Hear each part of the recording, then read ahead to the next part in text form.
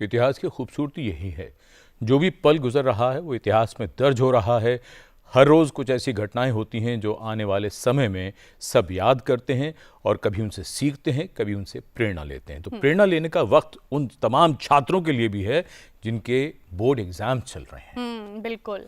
और हम लगातार ही आपको इस बारे में जानकारी दे रहे हैं कि एग्ज़ाम टाइम में या ज़िंदगी का कोई भी पड़ाव, कोई भी चैलेंज हो, उस टाइम पर आपकी सिर्फ एक मुस्कुराहट आपको कितने आसानी से उस काम को करवा सकती है। तो आइए, इस कार्यक्रम की हम लोग शुरुआत कर ही चुके हैं, चर्चा की हम लोग शुरुआत करते हैं। जी, और जल्दी से हम अपने जो व्यूअर्स हैं उनको गेस्ट से इंट्रोड्यूस करवा देते हैं। इस बारे में ख़ास जानकारी के लिए आज हमारे बीच में स्टूडियो में मौजूद हैं ज्योति रविचंद्रन जी। मैम, आपका बहुत स्वागत है। आप मेंटल हेल्थ स्पेशलिस्ट हैं यूनिसेफ से। मैम जी, ज्योति जी के साथ हमारे इस कार्यक्रम में ख़ास तौर से आज़मगढ़ से जुड़ रहे हैं रविंद्र कुमार जी, जो हमसे ऑनलाइन जुड़ रहे हैं। रविंद्र कुमार जी आईएएस ऑफिसर हैं, आप डीएम हैं आज़मगढ़ के, उत्तर प्रदेश में। रविंद्र जी को हमने ख़ास तौर से इसलिए भी जोड़ा है क्योंकि जो बात हम प्रेरणा की बात कर रहे थे, तो आप परिणाम की चिंता न करें लेकिन अपने मार्ग पर चलते रहें, क्योंकि जो कहते हैं ना कि मन के हारे हार है, मन के जीते जीत। तो थोड़ा रविंद्र जी से वो गुर भी हम सीखने की कोशिश करेंगे और हम छात्रों के साथ ही बातें भी साझा करेंगे। साथ ही अंशु, आप ज़रूर वो नंबर बताना चाहेंगे जिस पर हमारे दर्शक फ़ोन कर सकते हैं। जी, तो जल्दी से नोट कीजिए हमारे स्टूडियो का नंबर, जिसके ज़रिए आप हमसे जुड़ सकते हैं। 011-230-97532। इस नंबर को डायल कर कर आप स्टूडियो में जितने भी हमारे पैनलिस्ट हैं, हमारे कार्यक्रम में जो गेस्ट हमसे जुड़े हैं, अपनी कोई भी संशय, कोई भी सवाल हमारे गेस्ट से पूछ सकते हैं। ज्योति जी, हम बात कर रहे हैं एग्जामिनेशंस की, प्रेशर की, एंग्जाइटी की। तो एग्ज़ाम टाइम जो होता है, आपको क्या लगता है कि सिर्फ बच्चों का एग्ज़ाम है? अगर ऐसे में हम पेरेंट्स की, टीचर की रोल्स की बात करें, रोल ऑफ रिस्पॉन्सिबिलिटीज़ की बात करें, तो क्या लगता है आपको? एक पेशेंस, धैर्य, क्या कहना चाहेंगे आप? बिल्कुल, जब आपने प्रोग्राम को शुरू किया होली के बाद पे, ऐसा ही होता है। सबके ऊपर कलर्स डाल के, सबके ऊपर रेस्पॉन्सिबिलिटीज़ डाल के, सबके ऊपर डिमांड्स डाल के, और उसके साथ साथ में सभी के ऊपर सपोर्ट भी डालना चाहिए। तो एग्ज़ाम की टाइम वही होता है जब टीचर्स का उनके प्रेशर्स होते हैं, पेरेंट्स का उनके डर होते हैं, और बच्चों का उनके अलग का प्रेशर होता है। पर सबका सपोर्ट चाहिए और सबको यही अंडरस्टैंड करना चाहिए कि हम सब जुड़े हैं इस बात में, और इस जर्नी हम सबको साथ में लेना पड़ेगा ताकि सक्सेस आए सबके लिए। बिल्कुल जी, ये एक बड़ी ख़ास बात है जिसे कहते हैं कि बिल्कुल आज की बातचीत का आधार जो है वो तय हो गया है। तो रविंद्र जी, आपके पास आते हैं और सवाल अब जो मन में आता है वो यही कि भाई इम्तिहान ज़रूरी है ही क्यों? इम्तिहान की ज़रूरत है क्या, ये बताइए ज़रा हमको। देखिए संजीव जी, इम्तिहान क्यों ज़रूरी है, इसके पहले मैं ये कहना चाहूँगा कि पढ़ाई क्यों ज़रूरी है। क्यों? क्योंकि एग्ज़ाम एक बहुत ही वाइडर टर्म्स है। आप देखिए, अभी बोर्ड का एग्ज़ाम चल रहा है, डिफरेंट जो प्रोफेशनल कॉम्पिटिटिव एग्ज़ाम होते हैं या एक्टिविटी बेस्ड एग्ज़ाम होते हैं, जैसे singing, dancing competition, sports competition. तो चूँकि अभी पूरे इंडिया में चाहे सीबीएसई हो, आईसीएसई हो या स्टेट बोर्ड के एग्ज़ाम हो, सारे चल रहे हैं जिसमें लाखों बच्चे पार्टिसिपेट कर रहे हैं। तो मैं उस पे थोड़ा-सा प्रकाश डालना चाहूँगा। मैंने कहा कि एग्ज़ाम के पहले ये ज़रूरी है कि पढ़ाई क्यों ज़रूरी है। जैसे बोर्ड में 10th और 12th का एग्ज़ाम आता है। आप देखिए 10th में हम क्या पढ़ते हैं? हिंदी, इंग्लिश, मैथ, साइंस और सोशल साइंस। तो हिंदी, इंग्लिश आपको आगे की लाइफ़ के लिए अच्छे से कम्युनिकेट करना बताता है। मैथ कैलकुलेशन बताता है। साइंस और सोशल साइंस आपको आस-पास के एनवायरनमेंट से अवेयर करता है। हिस्ट्री आपको पास्ट के बारे में बताता है, बायोलॉजी अपने बारे में बताता है, और जितने भी फिजिक्स, केमिस्ट्री हैं या ज्योग्राफी और पॉलिटिकल साइंस है, आसपास से आपको परिचय करवाता है और आगे के जीवन के लिए तैयार करता है। तो अगर आप आगे के जीवन के लिए तैयार रहना चाहते हैं, आगे के जीवन में चैलेंजेज को फेस करना चाहते हैं, तो आपको ये पढ़ाई अच्छे से करनी होगी। और आपने अच्छे से पढ़ाई किया है कि नहीं, आप आगे की ज़िंदगी के लिए अच्छे से तैयार हैं कि नहीं, उसका टेस्ट कैसे होगा? तो एग्ज़ाम से होगा। तो इसलिए मुझे लगता है कि एग्ज़ाम ज़रूरी है और वो आपके फ़ायदे के लिए ज़रूरी है, ऐसा नहीं कि इंस्टीट्यूट के फ़ायदे के लिए ज़रूरी है। जी, बिल्कुल, एग्ज़ाम ज़रूरी है, ये तो हमें रविंद्र जी ने सिखाया, समझाया। और देखिए, एग्ज़ाम है, लेकिन चुनौतियों को बहुत सरल तरीके से हम लोग अपनाकर उसका सामना कर सकते हैं। और वो कैसे, जैसा कि हमने बताया, स्माइल के साथ में। इसीलिए तो हम आपके लिए ये सेगमेंट लेकर आते हैं कि smile more to score more. और हमारे साथ में कॉलर भी जुड़े हैं। ज्योति जी, जान लेते हैं उनका क्या सवाल है। कुमार जयंत जी राजस्थान से। सर, आपका स्वागत है, अपना सवाल पूछें। अंशु जी और संजीव जी, आपको रंगोवरी होली की हार्दिक शुभकामनाएं और हमारे पैनलिस्ट को भी। आपको भी जी। मेरा सवाल ये है कि बच्चों को एग्जाम से पहले जो एंजाइटी होती है, तो क्या उसमें पेरेंट्स को भी एंजाइटी रहती है? जी जी ज्योति जी। हमको ये लगता है कि सबका एंजाइटी बच्चे के ऊपर आ जाते हैं, क्योंकि वो वी टीच देम एवरीथिंग। सिर्फ सब्जेक्ट्स नहीं सिखाते हैं, हम ये भी सिखाते हैं क्या बहुत इम्पोर्टेंट होता है, क्या किसका इम्पोर्टेंस कितना देना चाहिए। और जब आपने बात कर रहे थे कि होली खेलना है कि नहीं खेलना है, स्टडीज़ में कितना देर देना है, बच्चों को सब हर दिन करना चाहिए। खाना चाहिए, सोना चाहिए, खेलना चाहिए, पढ़ना चाहिए, और दूसरी जो भी हॉबीज़ है वो सब करना चाहिए जी। और जब ये टेंशन की बात होती है, वो है कि टाइम है बहुत लिमिटेड है, उसमें बहुत सारा पढ़ना होता है, और हम बोलते हैं उसको कि फ्यूचर में ये बहुत इम्पोर्टेंट है, वो फ्यूचर के लिए ये मार्क्स बहुत और इम्पोर्टेंट ऐसा बोला जाता है पेरेंट्स के द्वारा, टीचर्स के द्वारा, सबके। हाँ, तो यानी बिल्कुल। पेरेंट्स की जो टेंशन है वो कहीं ना कहीं बच्चों पर थोपी जा रही है। बिल्कुल। टीचर्स भी कहीं ना कहीं स्टक हैं, टेंशन में हैं, बिल्कुल। और वो भी अपनी टेंशन कहीं ना कहीं बच्चों को दिया जा बिल्कुल। रहा है। जी। और बच्चों को भी उनका ओन एक्सपेक्टेशंस होता है, हाँ। कि मुझे इतना अच्छा करना चाहिए, या मुझे ये फ्यूचर चाहिए और बिल्कुल। इस करियर में जाना चाहिए। वो सब बहुत पॉजिटिव चीज होते हैं, कि उनको पता है कि उनके स्ट्रेंथ्स क्या होता है और इसकी मीनिंग क्या होता है ये मार्क कार्ड का। जी। तो उसको सपोर्ट करने में हाँ। वो एंजाइटी कम हो ही सकता है और होना ही चाहिए। बिल्कुल जी, बिल्कुल। बोर्ड एग्जाम से एक बात जो अभी रविंद्र जी ने जो बात कही और जो आपने जो बात कही है, एक बात तो समझ में आ रही है अब, वो ये कि देखिए सबकी उम्मीदें आकर टिक जाती हैं बच्चे पर, स्कूल की भी, समाज की भी, माँ बाप की भी और बच्चे की खुद की भी। बिल्कुल। ठीक, पहली चीज। दूसरी चीज जो रविंद्र जी जो बात कह रहे थे, इम्तिहान इसलिए भी जरूरी है ताकि आप आने वाले वक्त के लिए अपने आप को तैयार कर सकें। तो कहने का मतलब ये हुआ, अभी आपने टाइम मैनेजमेंट की बात की, जिंदगी में कुछ भी जो आपको करना है उसके लिए दरअसल आपको एग्जाम्स एक तरह से तैयार कर रहे हैं। जो आपने कहा कि किसको कितना वक्त देना है, यानी हाथी को हाथी और चूहे को चूहा समझना है। बिल्कुल जी। बिल्कुल बिल्कुल बिल्कुल। और ये एक दिन में नहीं हो सकता है ना, मैं अभी मैं टाइम कैसे मैनेज कर सकूं, ये अभी मैं नहीं सीख सकती, क्योंकि जो हैबिट्स जो होते हैं जी। वो बुरा हैबिट्स सेट करने में बहुत आसान है। तो जब आप जो भी हैबिट्स को ले लीजिए, कि मैं लास्ट मिनट तक नहीं पढ़ूंगी, या जल्दी मेरी फ्रेंड से कॉपी कर लूंगी, ये सब हैबिट्स हमारे सबके अंदर है और वो बहुत आसान है। पर डे 1 से मैं छोटा काम रोज करूंगी, वो डिफिकल्ट हैबिट है। क्या बात है, हैबिट को क्या बात है। रूटीन में बनाना बिल्कुल मुश्किल जी, है। ये बहुत खूबसूरत बात हो रही है आज, एक नई तरह की बातचीत है कि दरअसल इस तरह के एग्जाम आपको तैयार कर रहे हैं कि आपको जिंदगी को किस तरह से प्लान करना है, इससे बढ़िया और कोई रास्ता हो नहीं सकता। हमारे एक दर्शक हैं, सौरभ जी हैं, क्या सवाल है सौरभ जी आपका, पूछिए। हाँ संजीव सर, अंशु जी नमस्कार। नमस्ते नमस्ते जी। होली की शुभकामनाएं सभी आपको भी सपरिवार जी।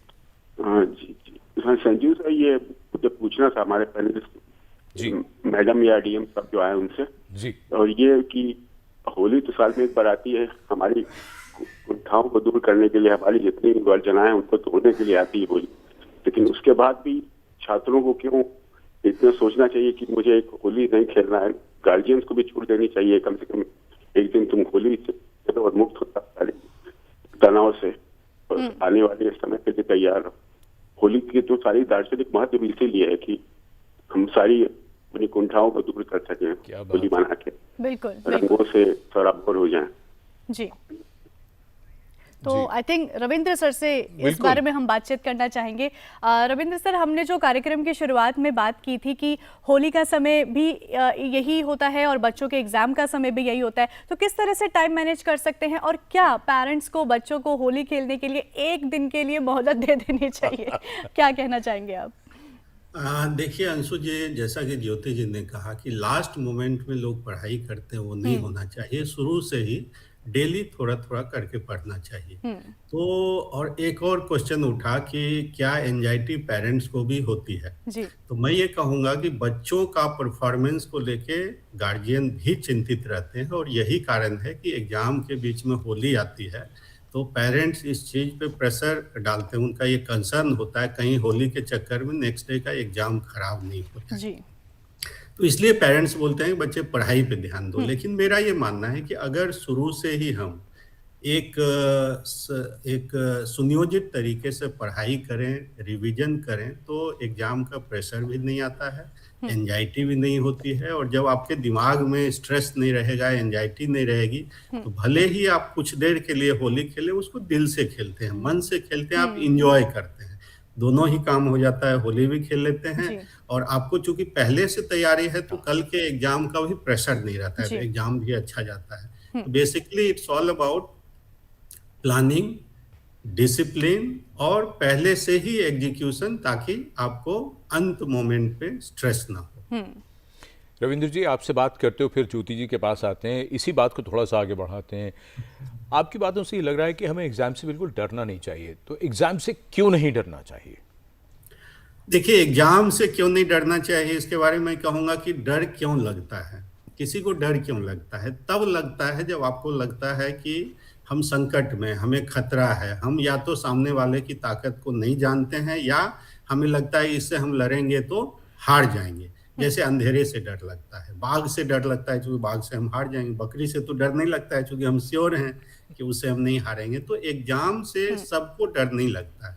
एग्जाम से उनको डर लगता है जिनकी तैयारी नहीं है, और जिनको लगता है कि हम अपने एक्सपेक्टेशन के अनुसार परफॉर्म नहीं कर पाएंगे या फेल हो जाएंगे।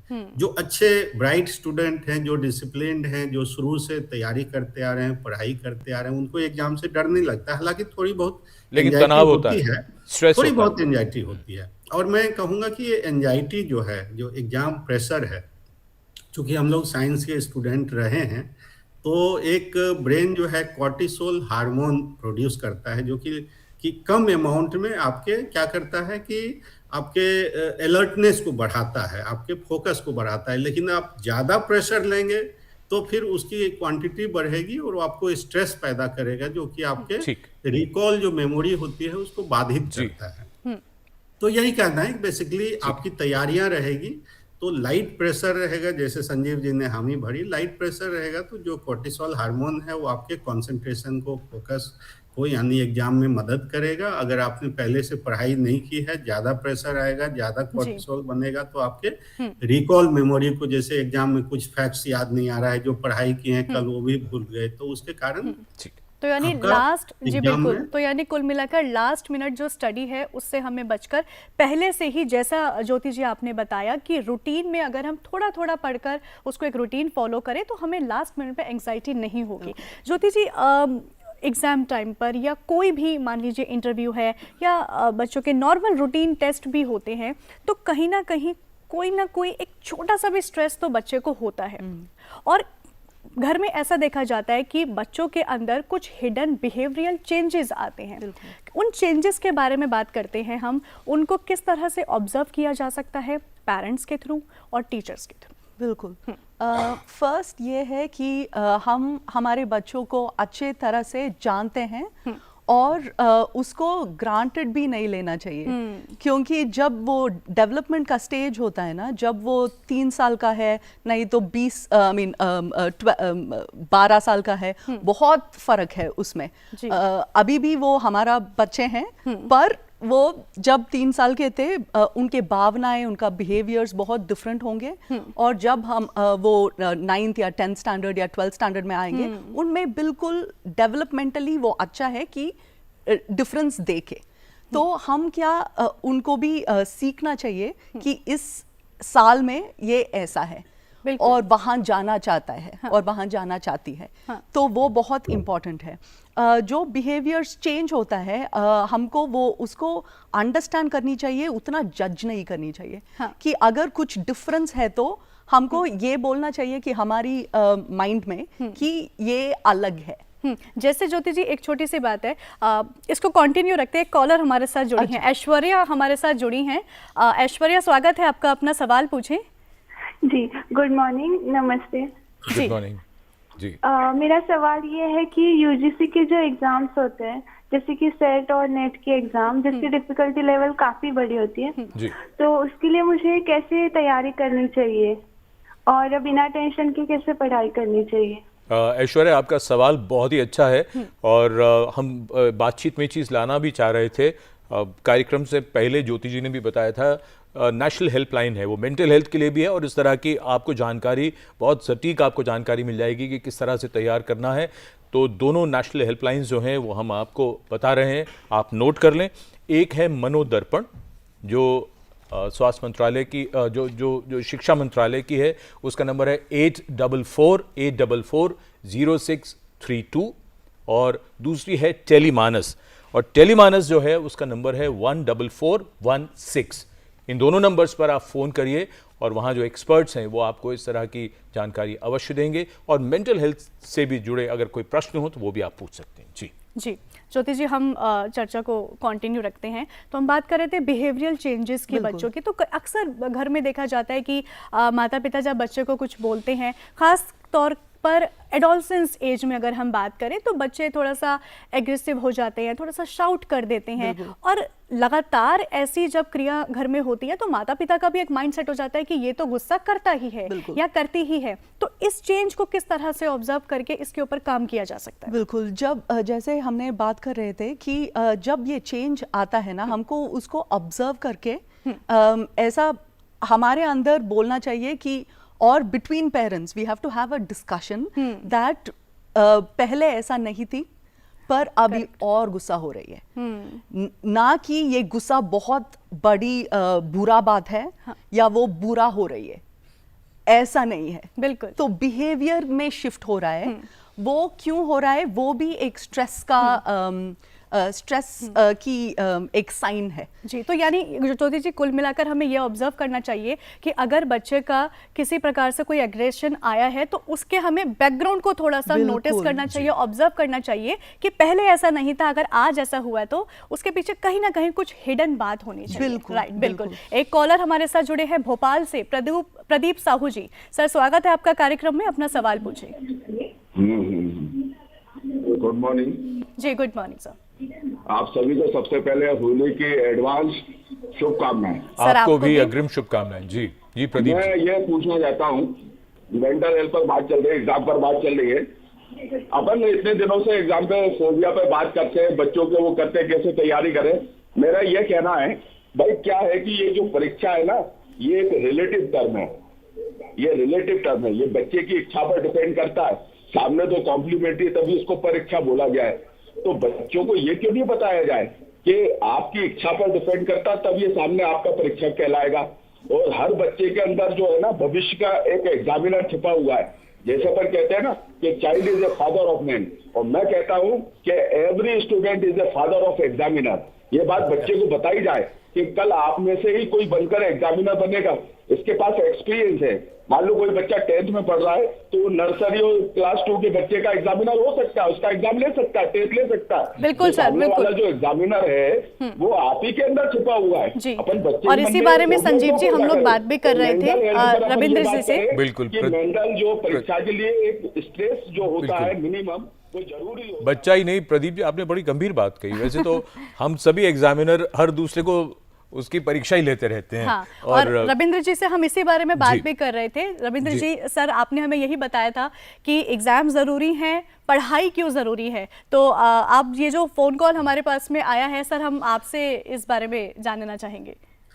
जी, कॉलर ने सही कहा कि अगर बच्चे को ये बताया जाए कि आज आप एग्जाम दे रहे हैं, कल को आपको एग्जामिनर बनना है। मैं इसको ऐसे कहूँगा, अगर बच्चे को ये बताया जाए कि आज आप स्टूडेंट बन के पढ़ाई कर रहे हैं, कल आपको टीचर बनना है। जब आप बच्चे को बोलें कि आपको कल टीचर बन के इसी टॉपिक को पढ़ाना है, तो वो ज़्यादा फोकस करके पढ़ाई करेंगे, ज़्यादा क्लैरिटी उसमें रखेंगे कि अरे बच्चे क्वेरी करेंगे तो हम उसका आंसर कैसे देंगे। तो ये बात सही है कि जब हम किसी को अकाउंटेबल बनाते हैं, रिस्पॉन्सिबिलिटी देते हैं, तो उनका जो डिग्री ऑफ रिस्पॉन्स है जी। वो ज़्यादा होता है। जी रविंद्र जी, समय थोड़ा कम है तो एक छोटा सा सवाल आपसे पूछ के फिर हम ज्योति जी के पास आएंगे। सवाल आपसे हम ये जानना चाहेंगे कि अगर हम आपकी बात करें तो आपसे ये ज़रूर समझना चाहेंगे कि आपने अलग अलग चीज़ें की, आपने एवरेस्ट पर भी आप गए और एक नहीं दो बार, तो और अपने प्रोफेशन में भी, अपने करियर में भी आपने इस तरह की चीज़ें की। आप अपने अनुभव से कुछ ऐसा बताना चाहेंगे? कई बार लोग मायूस हो जाते हैं अगर किसी एक परीक्षा का नतीजा वैसा ना आए जैसा वो चाहते थे, तो किस तरह से अपने आप को मोटिवेटेड रखें? देखिए, कभी भी हम बड़ा एम लेते हैं तो कोई ज़रूरी नहीं है कि प्रथम बार में ही सफल हो जाए। हमें इनिशियल हो सकता है कि हम फर्स्ट अटेम्प्ट में भी क्लियर कर लें, हो सकता है कि इनिशियल अटेम्प्ट में हम फेल भी हो जाएं, क्लियर ना हो पाए। मुझे एक कहावत याद आ रही है। मैं जब माउंटेनियरिंग करता था तो एडमंड हिलेरी और तेंजिंग शेरपा को सब जानते हैं। एडमंड हिलेरी जब फर्स्ट 2 इनिशियल अटेम्प्ट में एवरेस्ट पे चढ़ने में सक्सेसफुल नहीं रहे तो उन्होंने माउंटेन को चैलेंज किया कि I will come again and कंकर यू, कि मैं फिर से आऊँगा और तुम पर फतह करके दिखाऊंगा, because as a mountain you can not grow, as a human I can. अब मैं फिर से अटेम्प्ट करूंगा और तुम पे फतह करके दिखाऊंगा, क्योंकि तुम पहाड़ हो, निर्जीव हो, बढ़ नहीं सकते, मैं मानव हूँ, मैं बढ़ सकता हूँ। तो आपका जो इरादा होना चाहिए, आपका विल पावर होना चाहिए, वो इनिशियल फेल्योर से डगमगाना नहीं चाहिए। और मेरा तो ये मानना है कि अगर आपने सुनियोजित ढंग से तैयारी की है, आप कितना भी बड़ा एम दें, कहने का मतलब है आप कोई भी टारगेट लें, आईएएस का एग्जाम लें, आईआईटी का एग्जाम लें, मेडिकल का एग्जाम लें, तो अगर आप सुनियोजित ढंग से तैयारी कर रहे हैं और इनर कॉन्फिडेंस के साथ तैयारी कर रहे हैं और ओनली एम नहीं ले रहे हैं, रेगुलर पढ़ाई भी कर रहे हैं, तो आई एम श्योर कि आप उसमें सक्सेसफुल होंगे। लेकिन अगर आपने पहले ही ये सोच लिया कि अरे ये तो इतना बड़ा टफ एग्जाम है, इसमें 5 लाख लोग बैठते हैं, 10 लाख लोग बैठते हैं, हमसे बेहतर इंस्टीट्यूट में या कोचिंग में पढ़ाई करने वाले लोग बैठते हैं, तो आप मन से हार जाते हैं। और एक कहावत है ना, मन के हारे हार हैं, मन के जीते जीते। बिल्कुल। तो और यही बात रविंद्र जी हमने अभी हम इतनी देर से यही डिस्कस भी कर रहे हैं। बहुत खूबसूरत बात आपने भी हमें दोबारा से एक बार सिखाई है कि मन के हारे हारे, और वाकई हम जो मन से चाहने लगते हैं हमें जिंदगी में वही अचीव होता है। एक और कॉलर हमारे साथ जुड़े हैं, अरुण जी, जान लेते हैं उनका क्या सवाल है। जी अरुण जी अपना सवाल पूछे। हाँ जी जी, हाँ जी मैडम, मैं महाराष्ट्र से बात कर रहा हूँ। जी अरुण जी, स्वागत है आपका। हाँ, जो हमारे जो बच्चे हैं, हमारे जो नातू है, वो 3 नातू जी हमेशा मोबाइल देखिए, इतना चिड़चिड़ करते क्या पूछो मना। जी जी, मेरा अगला सवाल बस यही था। बिल्कुल, आपको बिल्कुल निश्चिंत ही इस चीज़ का समाधान मिलेगा। ज्योति जी, मैं यही सवाल आपसे अभी पूछने वाली थी कि उन्होंने कहा मोबाइल, और ये बिल्कुल फैक्ट है, नॉर्मल हर घर में, बिल्कुल हर घर में कहानी है, बच्चे मोबाइल यूज़ करते हैं, रोज़मर्रा की ज़िंदगी में भी करते हैं। स्पेशली एग्ज़ाम टाइम की हम अगर बात करें तो क्या कहते हैं आप, सोशल मीडिया, मोबाइल एक रिलैक्स बूस्टर की तरह काम कर सकता है या it's just a waste of time? क्या कहना चाहेंगे? पहले ये पूछना चाहिए कि अगर घर में बच्चे इतना मोबाइल्स यूज़ कर रहे हैं, पेरेंट्स क्या कर रहे हैं? है ना? हाँ, क्या बात तो है? कितना हम यूट्यूब देखते हैं, व्हाट्सएप देखते हैं, क्योंकि टेक्नोलॉजी हम सबका लाइफ के एक हिस्सा बन चुका है, वो ही रियलिटी है। तो अभी इसीलिए हम पहले भी बोले कि रोज सब कुछ करना चाहिए, बाहर जाके खेलना चाहिए, हॉबीज करना चाहिए, गाना चाहिए, जो भी आपको पसंद आता है करना चाहिए, और सोशल मीडिया उसके छोटा सा हिस्सा बन जाएगा, क्योंकि हम सबके पास 24 आवर्स ही है। अगर वो 8 घंटे स्कूल में हो और 6 घंटे है घर में, तो अगर वहाँ पढ़ना चाहिए और हॉबी क्लासेस जाना चाहिए और बाहर मंदिर जाना चाहिए, जहाँ भी जाना चाहिए, आपका सोशल मीडिया के टाइम इतना हो जाएगा। तो वो रेस्पॉन्सिबिलिटी सबका है, सिर्फ बच्चा का नहीं है। क्योंकि सोशल मीडिया भी डिजाइन ऐसे ही बनता है कि आपके उनके ऊपर एडिक्शन और बढ़ा जाए। Correct. तो हमको हमारा स्ट्रैटेजीज चाहिए उससे नेविगेट करने के लिए। मत करो से कुछ नहीं होगा। पेरेंट्स भी रोल मॉडल सेइंग बनिए। नो बिल्कुल, इज नॉट अ बिल्कुल। Good option. पेरेंट्स और बच्चों के बीच में जैसा कि आपने बताया कि कम्युनिकेशन बिल्कुल, होना बहुत जरूरी है। बिल्कुल। हाँ। जी, और बहुत ज़रूरी बात यही है कि ये जो दिन है, ये इम्तिहान तो चल ही रहे हैं, किसी को भी समस्या हो हेल्पलाइन का नंबर हमने आपको बताया ही था, आप चाहें तो उसे एक बार फिर से नोट कर लें। मनोदर्पण 8448440632 और दूसरी टेलीमानस 14416। इन दोनों नंबर्स पर फ़ोन कर सकते हैं। इसमें छात्र भी कर सकते हैं, अध्यापक भी कर सकते हैं और माता पिता भी कर सकते हैं। एक शेर है आज़मी साहब का, वो ये कहते हैं, जो अभी रविंद्र जी भी कह रहे थे कि हार होती है जब मान लिया जाता है, जीत हो जाती है जब ठान लिया जाता है। क्या तो बात बस ठान लीजिए, कुछ करना है। जी, तो बहुत धन्यवाद देना चाहेंगे ज्योति रविंद्र चंद्रन जी और हमारे दूसरे मेहमान रविंद्र कुमार जी जो हमारे साथ जुड़े आजमगढ़ से। बहुत धन्यवाद आपका भी। Thank you Sanjeev ji, thank you Anshu ji.